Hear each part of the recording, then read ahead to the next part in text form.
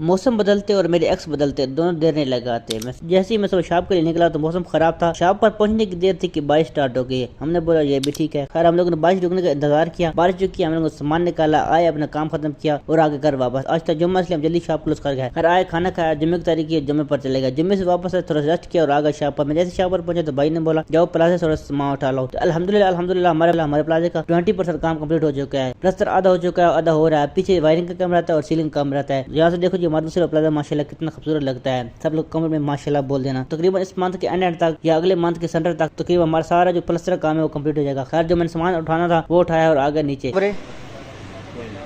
भाई जो आपने बोला है वो बोलना एक बार फिर। कोई तमीज़ नहीं है, कोई शर्म हया नहीं है इनमें। ये इस टाइम आला किस्म के बगैरत हो चुके हैं, खास करके ये जो लोग हैं। ठीक उस तरह काम चलेगा। बस मौज मस्ती की, शाम को शॉप क्लोज की और आगे घर वापस। तो मिलते हैं हम आपको कल, तब तक लाइक एंड सब्सक्राइब कर देना। अल्लाह हाफिज़।